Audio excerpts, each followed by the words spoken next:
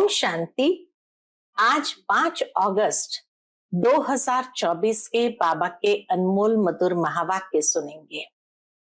आज की मुरली में बाबा विशेष ब्रह्मा बाबा का महत्व बताते हैं। बाबा कहे, कई बच्चे कहते हैं हमारा तो डायरेक्ट कनेक्शन शिव बाबा के साथ है। बाबा कहे, जब तक ब्रह्मा मुखवंशावली न बने तब तक वो ब्राह्मण नहीं, वो शूद्र ही है। जिसने बाप को पहचाना नहीं, अलौकिक बाप को पहचाना नहीं, वो शिव बाबा से डायरेक्ट कनेक्शन कैसे रख सकते हैं।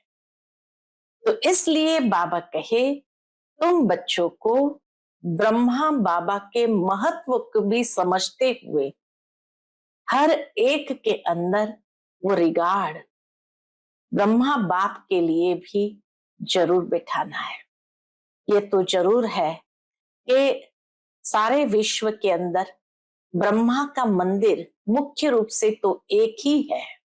ब्रह्मा बाबा निर्माण जरूर है, लेकिन ये नहीं कि उसका महत्व नहीं है। शिव बाबा भी उनके मुख द्वारा हम बच्चों को ज्ञान देते हैं। तो इसलिए आज बाबा ने थोड़ा कड़ा शब्द यूज किया। जो ब्रह्मा को नहीं मानते वह शूद्र ही है। तो सुनते हैं आज के बाबा के अनमोल मधुर महावाक्य। ओम शांति। मीठे बच्चे, तुम्हारे में ऑनेस्ट वह है, ऑनेस्ट यानी ईमानदार वह है जो सारे यूनिवर्स की सेवा करे, सारे विश्व की सेवा करे, बहुतों को आप समान बनाए, आराम पसंद न हो। आराम पसंद नहीं तो उसको बाबा ने कहा ईमानदार सेवाधारी। आज की मुरली से प्रश्न है, तुम ब्राह्मण बच्चे कौन से बोल कभी भी बोल नहीं सकते? उत्तर है, तुम ब्राह्मण ऐसे कभी नहीं बोलेंगे कि हमारा ब्रह्मा से कोई कनेक्शन नहीं, हम तो डायरेक्ट शिव बाबा को याद करते हैं। बिना ब्रह्मा बाप के ब्राह्मण कहला नहीं सकते। जिनका ब्रह्मा से कनेक्शन नहीं, अर्थात जो ब्रह्मा मुखवंशावली नहीं, वह शूद्र ठहरे। शूद्र कभी देवता नहीं बन सकते हैं। ओम शांति। रूहानी बाप बैठ समझाते हैं दादा के द्वारा। आज बाबा ने मुरली को आरंभ ही इस तरह से किया कि रूहानी बाप बैठ समझाते हैं दादा के द्वारा। बच्चे म्यूजियम अथवा प्रदर्शनी का उद्घाटन कराते हैं, परंतु उद्घाटन तो बेहद के बाप ने कब से कर लिया है। अब ये शाखाएं अथवा ब्रांचेस निकलती रहती है। पाठशालाएं बहुत चाहिए ना। एक तो है यह पाठशाला जिसमें बाप रहते हैं, इसका नाम रखा है मधुबन। ये है शिव बाबा की पाठशाला जिसका नाम रखा है मधुबन। मधु और बन, बन यानी जहां तपस्या का स्थान है, और मधु यानी मधुरता। तो जो अति मधुरता पूर्ण तपस्या का स्थान, उसको कहा जाता है मधुबन। बच्चे जानते हैं मधुबन में सदैव मुरली बजती रहती है। इसीलिए भक्ति मार्ग में भी क्या कहते हैं, मधुबन में मुरली बाजे। तो बाबा कहे, ये अति मधुर तपस्या के स्थान में शिव बाबा आकर के ज्ञान की मुरली बजाते हैं। तो मधुबन में सदैव मुरली बजती रहती है। किसकी? भगवान की। अब भगवान तो है निराकार, मुरली बजाते हैं साकार रथ द्वारा। मुरली जो बजाते हैं वह भी साकार रथ द्वारा। उनका नाम रखा है भाग्यशाली रथ। यह तो कोई भी समझ सकते हैं। इसमें बाप प्रवेश करते हैं, यह तो तुम बच्चे भी समझते हो। और तो कोई न रचता को न रचना के आदि मध्य अंत को जानते हैं। सिर्फ बड़े आदमी गवर्नर आदि है तो उनसे उद्घाटन कराते हैं। यह भी बाबा हमेशा लिखते रहते हैं कि जिनसे उद्घाटन कराते हो उनको पहले परिचय देना है। इसका बाप कैसे नई दुनिया स्थापन करते हैं, ये परिचय जरूर देना है। उनकी ये ब्रांचेस खुल रही है, कोई ना कोई से खुलवाते हैं ताकि उनका कल्याण हो जाए। बच्चे उद्घाटन कराते हैं, ओपनिंग कराते हैं इसी लक्ष्य से कि उनका कल्याण हो जाए, कुछ समझे कि बरोबर पाप आया हुआ है, ब्रह्मा द्वारा स्थापना हो रही है, विश्व में शांति के राज्य की अथवा आदि सनातन देवी देवता धर्म की, उसका उद्घाटन तो हो चुका है। अभी ये ब्रांचेस खुल रही है, जैसे कि बैंक की ब्रांचेस खुलती जाती है, बाप को ही आकर नॉलेज देनी है। यह नॉलेज परमपिता परमात्मा में ही रहती है, इसलिए उनको ही ज्ञान सागर कहा जाता है। हाँ, ये ज्ञान सिर्फ परमात्मा में ही होता है, इसीलिए उनको ज्ञान सागर कहा जाता है। रूहानी बाप में ही रूहानी ज्ञान है जो आकर रूहों को देते हैं, समझाते हैं, हे बच्चों, हे आत्माओं, तुम अपने को आत्मा समझो। आत्मा नाम तो कॉमन है, महान आत्मा, पुण्य आत्मा, पाप आत्मा कहा जाता है, तो आत्मा को परमपिता परमात्मा बाप भी समझा रहे हैं। बाप क्यों आएंगे? जरूर बच्चों को वर्षा देने लिए, फिर सतो प्रधान नई दुनिया में आना है। वर्ल्ड की हिस्ट्री ज्योग्राफी रिपीट कहा जाता है। नई अथवा पुरानी दुनिया मनुष्य की ही है। बाप कहते हैं मैं आया हूं नई दुनिया रचने, बिगर मनुष्य के तो दुनिया होती नहीं। नई दुनिया में देवी देवताओं का राज्य था, जिसकी अब फिर से स्थापना हो रही है। अभी तुम बच्चे शूद्र से ब्राह्मण बने हो, फिर तुमको ब्राह्मण से देवता बनाने आया हूं।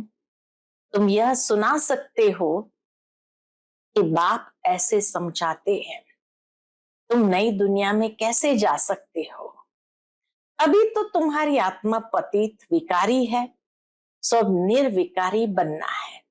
ऐसे पावन बनने की प्रेरणा भी उनको जरूर देनी है। जन्म जन्मांतर के पापों का बोझा सिर पर है। पाप कब से शुरू होते हैं? बाप कितने वर्षों के लिए पुण्य आत्मा बनाते हैं, यह भी तुम बच्चे अभी जानते हो। 21 जन्म तुम पुण्य आत्मा रहते हो, फिर पाप आत्मा बनते हो। जहां पाप होता है वहां दुख ही होगा। पाप कौन से हैं वह भी बाप बतलाते हैं। एक तो तुम धर्म की ग्लानि करते हो, बाबा कहे एक तो तुम धर्म की ग्लानि करते हो। कितने तुम पतित बन गए हो, मुझे बुलाते आए हो, हे पतित पावन आओ। सो अब मैं आया हूं पावन बनाने वाला बाप को तुम गाली देते, ग्लानि करते हो, इसीलिए तुम पाप आत्मा बन पड़े हो। बाबा कहे पावन बनाने वाले बाप को तुम गाली देते हो, ग्लानि करते हो, इसलिए तुम पाप आत्मा बन पड़े हो। कहते भी है, हे प्रभु जन्म जन्मांतर का पापी हो। ऐसे भजन गाते हैं, आकर पावन बनाओ। तो बाप समझाते हैं कि जिसने सबसे जास्ती जन्म लिए हैं उनके ही बहुत जन्म के अंत में प्रवेश करता हूं। बाबा बहुत जन्म किसको कहते? बच्चे 84 जन्म को, 84 लाख नहीं, 84 जन्म को। जो पहले पहले आए हैं वही 84 जन्म लेते हैं। पहले तो यही लक्ष्मी नारायण आते हैं, यहां तुम आते ही हो नर से नारायण बनने के लिए। कथा भी सत्य नारायण की सुनाते हैं। कब राम सीता बनने की कथा सुनाई है किसी ने? बाबा कहे सत्य नारायण की कथा होती है, कभी राम सीता बनने की कथा सुनाई है किसी ने? उसकी ग्लानि की हुई है। बाप बनाते ही है नर से नारायण, इसलिए नारायण की कोई ग्लानि नहीं। नारी से लक्ष्मी, जिनकी कभी कोई निंदा नहीं करते हैं, लक्ष्मी नारायण की कभी कोई निंदा नहीं करते हैं। बाप कहते हैं मैं राजयोग सिखलाता हूं।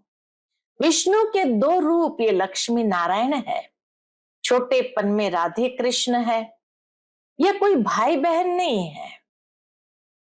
अलग अलग राजाओं के बच्चे थे, वह महाराज कुमार व महाराज कुमारी, जिनको स्वयंवर के बाद लक्ष्मी नारायण कहा जाता है।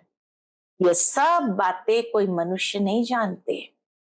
कल्प पहले ये सब बातें जिनकी बुद्धि में बैठी होगी, उनकी ही बुद्धि में बैठेगी। इन लक्ष्मी नारायण राधे कृष्ण आदि सबके मंदिर है। विष्णु का भी मंदिर है, जिनको नर नारायण का मंदिर कहते हैं। और फिर लक्ष्मी नारायण का अलग अलग मंदिर भी है। हाँ, अलग अलग मंदिर भी है। विष्णु चतुर्भुज के रूप में भी है, अनेक रूप से मंदिर बनाए हैं। ब्रह्मा का भी मंदिर है, ब्रह्मा देवताय नमः। फिर कहते शिव परमात्माय नमः, वह तो अलग हो गया ना। देवताओं को भी कभी भगवान थोड़ी कहा जाता है।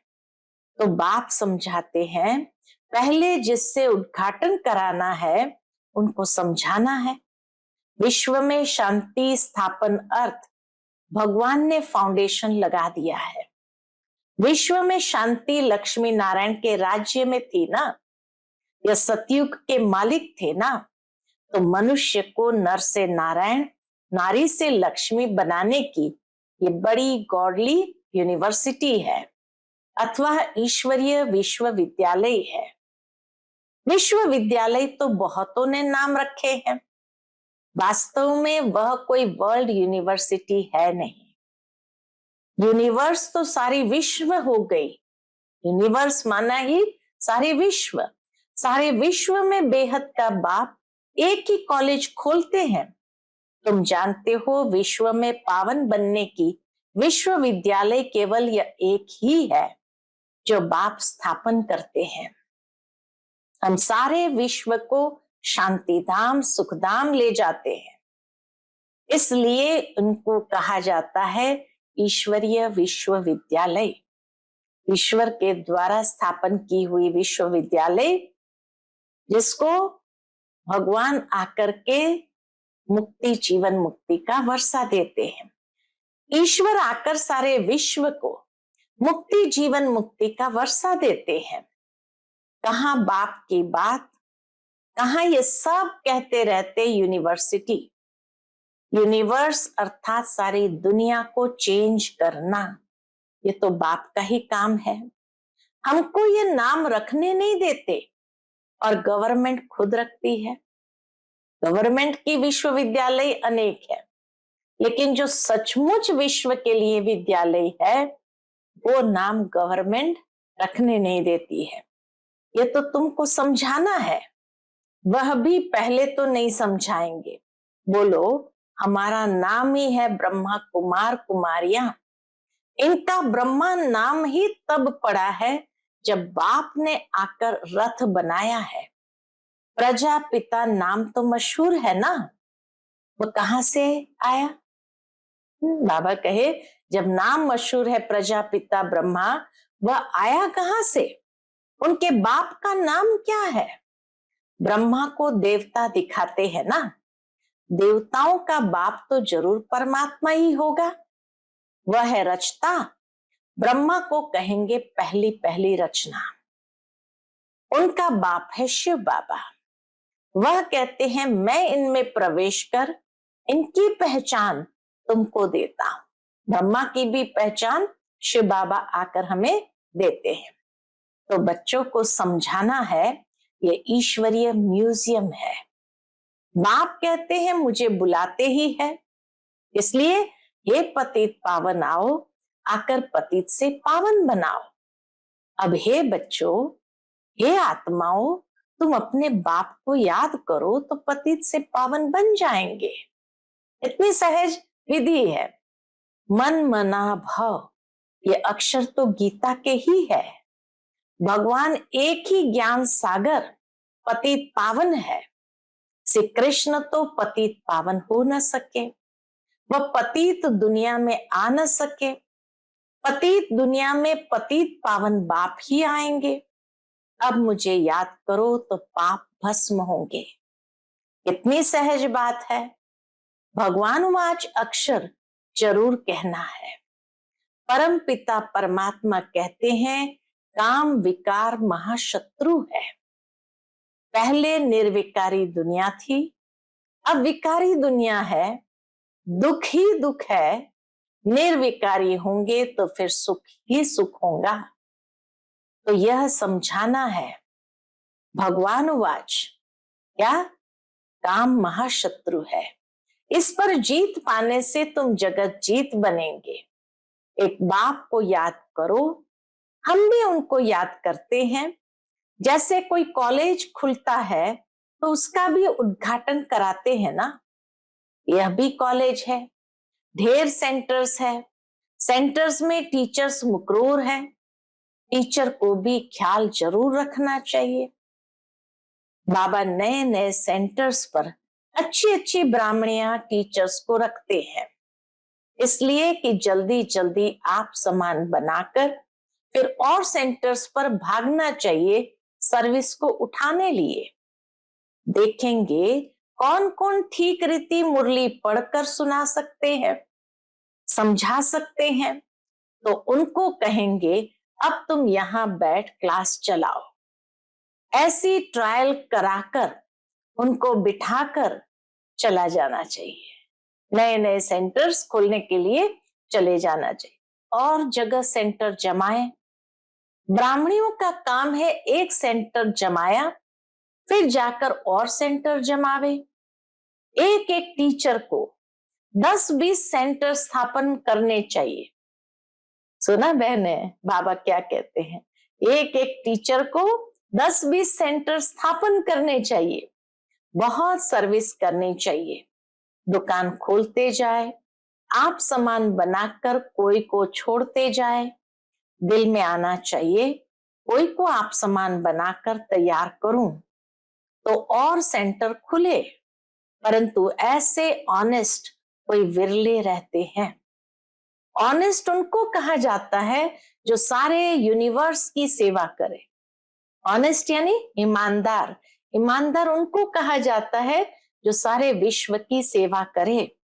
एक सेंटर खोला, आप सामान बनाया, फिर दूसरे स्थान पर सेवा की। एक ही स्थान पर अटक नहीं जाना चाहिए। अच्छा, किसको समझा नहीं सकते हो तो और काम करो। उसमें देह अभिमान नहीं आना चाहिए। मैं तो बड़े घर की हूं, ये काम कैसे करूं, हमको दर्द होगा। थोड़ा भी काम करने से हड्डी दुखेगी, इसको देह अभिमान कहा जाता है। सुना? थोड़ा भी काम करने से अगर हड्डी दुखेगी तो इसको भी देह अभिमान कहा जाता है। कुछ भी समझते नहीं। इतनी सूक्ष्म बात बाबा समझाते हैं। देह अभिमान के भी सूक्ष्म से सूक्ष्म परिभाषा बाबा ने बताई। कभी भी ये नहीं आना चाहिए अरे ये करने से मेरा हाथ दुख रहा है, मेरा पेट दुख रहा है, मेरा सर दुख रहा है। बाबा कहे ये भी देह अभिमान है। कुछ भी समझते नहीं। औरों की सर्विस करनी चाहिए ना। जो फिर वह भी लिखे कि बाबा फलाने ने हमको समझाया, हमारी जीवन बना दी। सर्विस का सबूत मिलना चाहिए। एक एक टीचर बनना चाहिए। फिर खुद ही लिखे बाबा हमारे पिछाड़ी ढेर संभालने वाले हैं, हमने बहुत आप सामान बनाए हैं, हम सेंटर खोलते जाएं। ऐसे बच्चे को कहेंगे फुल सर्विस ही नहीं करेंगे तो फुल कैसे बनेंगे। ऐसे बच्चे को कहेंगे फूल, सर्विस ही नहीं करेंगे तो फूल कैसे बनेंगे। तो जो अच्छी सर्विस करते हैं, औरों को आप सामान बनाते हैं, सेंटर खोलते जाते हैं, ऐसे बच्चे को कहेंगे फूल। सर्विस ही नहीं करेंगे तो फूल कैसे बनेंगे? फूलों का भी बगीचा है ना, तो उद्घाटन करने वालों को भी समझाना चाहिए। हम ब्रह्मा कुमार कुमारियां हैं, शूद्र से ब्राह्मण बन देवता बनते हैं। बाप इस ब्राह्मण कुल और सूर्यवंशी चंद्रवंशी कुल की स्थापना करते हैं। ब्राह्मण कुल, सूर्यवंशी और चंद्रवंशी कुल की स्थापना करते हैं। इस समय तो सब शूद्र वर्ण के हैं। सतयुग में देवता वर्ण के थे, फिर क्षत्रिय वैश्य वर्ण के बने। बाबा जानते हैं कितनी पॉइंट्स बच्चे भूल जाते हैं। पहले पहले ब्राह्मण वर्ण, प्रजापिता ब्रह्मा की औलाद। ब्रह्मा कहां से आए? ये ब्रह्मा बैठा है ना, अच्छी रीति समझाना चाहिए। ब्रह्मा द्वारा स्थापना इसकी, ब्राह्मणों की, फिर उन्हों को शिक्षा दे देवता बनाते हैं। हम बाप से पढ़ रहे हैं, उन्होंने भगवान वाच तो लिख दिया है अर्जुन प्रति। उन्होंने भगवान वाच तो लिख दिया है, किसके प्रति? अर्जुन प्रति। अब अर्जुन कौन था इसको भी पता नहीं। तुम जानते हो हम ब्रह्मा की औलाद ब्राह्मण है। अगर कोई कहते हम तो शिव बाबा के बच्चे हैं, ब्रह्मा से हमारा कनेक्शन नहीं, तो फिर देवता वह कैसे बनेंगे? ब्रह्मा के थ्रू ही बनेंगे ना। शिव बाबा ने तुमको कैसे किस द्वारा कहा कि मुझे याद करो? ब्रह्मा द्वारा कहा ना। प्रजापिता ब्रह्मा के तो बच्चे हो ना, ब्रह्मा कुमार कुमारी कहलाते हो। हम ब्रह्मा के बच्चे हैं तो जरूर ब्रह्मा याद आएगा।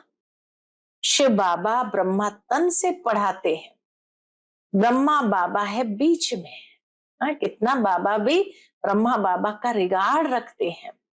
ब्राह्मण बनने बिगर देवता कैसे बन सकेंगे? तो जरूर बाबा कहे ब्राह्मण बनने बिगर देवता कैसे बन सकेंगे? मैं जिस रथ में आता हूं उनको भी जानना चाहिए। शिव बाबा जिसमें आते हैं उनको भी अच्छी तरह से जानना चाहिए, ब्राह्मण बनना चाहिए। ब्रह्मा को बाबा नहीं कहे तो बच्चा ही कैसे ठहरा? जो बच्चा ब्रह्मा को बाबा ही न कहे तो बच्चा कैसे ठहरा? ब्राह्मण अपने को नहीं समझते तो गोया शूद्र है। शूद्र से फट देवता बने मुश्किल है। ब्राह्मण बन शिव बाबा को याद करने बिगर देवता बन कैसे सकेंगे? इसमें मूंझने की भी दरकार नहीं। इतना सिंपल सरल बात बाबा समझाते हैं, तो बाबा कहे इसमें मूंझने की भी दरकार नहीं। तो उद्घाटन करने वालों को भी समझाना है कि बाप द्वारा उद्घाटन हो चुका है। आपको भी बताते हैं कि सिर्फ बाप को याद करो तो पाप कट जाएंगे। वह बाप ही पतित पावन है, फिर तुम पावन बन देवता बन जाएंगे। बच्चे बहुत सर्विस कर सकते हैं। बोलो हम बाप का पैगाम देते हैं, अब करो न करो तुम्हारी मर्जी। हम तो बाबा का पैगाम देते हैं, परमात्मा का संदेश सुनाते, करो न करो तुम्हारी मर्जी। हम पैगाम देकर जाते हैं और कोई भी रीति से पावन होना ही नहीं है। जब फुर्सत मिले सर्विस करो। समय तो बहुत मिलता है, ये कोई कह नहीं सकता कि हमारे पास समय नहीं है। अच्छा, मीठे मीठे सिकिलते बच्चों प्रति माता पिता बाप दादा का याद प्यार और गुड मॉर्निंग। रूहानी बाप की रूहानी बच्चों को नमस्ते। हम सभी रूहानी बच्चों की रूहानी माता पिता बाप दादा को याद प्यार, गुड मॉर्निंग और नमस्ते। नमस्ते, शुक्रिया बाबा, शुक्रिया। आज की मुरली से धारणा के लिए मुख्य सार है। पहली पॉइंट, नए नए सेंटर्स की वृद्धि करने के लिए आप समान बनाने की सेवा करनी है। सेंटर्स खोलते जाना है, एक जगह पर बैठना नहीं है। दूसरा, फूलों का बगीचा तैयार करना है। हर एक को फूल बनकर दूसरों को आप समान फूल बनाना है। किसी भी सेवा में देह अभिमान न आए। आज का बाप दादा का मधुर वरदान हम बच्चों के प्रति है, सर्व पदार्थों की आसक्तियों से न्यारे अनासक्त प्रकृति जीत भव। सर्व पदार्थों की आसक्तियों से न्यारे अनासक्त प्रकृति जीत भव। अगर कोई भी पदार्थ कर्मेंद्रियों को विचलित करता है, अर्थात आसक्ति का भाव उत्पन्न होता है, तो भी न्यारे नहीं बन सकेंगे। इच्छाएं ही आसक्तियों का रूप है। कई कहते हैं इच्छा नहीं है लेकिन अच्छा लगता है, तो यह भी सूक्ष्म आसक्ति है। इसकी महीन रूप से चेकिंग करो कि यह पदार्थ अर्थात अल्पकाल सुख के साधन आकर्षित तो नहीं करते हैं। यह पदार्थ प्रकृति के साधन है। जब इनसे अनासक्त अर्थात न्यारे बनेंगे तब प्रकृति जीत बनेंगे। आज का स्लोगन है, मेरे मेरे के झमेलों को छोड़ बेहद में रहो, तब कहेंगे विश्व कल्याणकारी। मेरे मेरे के झमेलों को छोड़ बेहद में रहो, मेरा मेरा नहीं, तब कहेंगे विश्व कल्याणकारी। अच्छा, ओम शांति।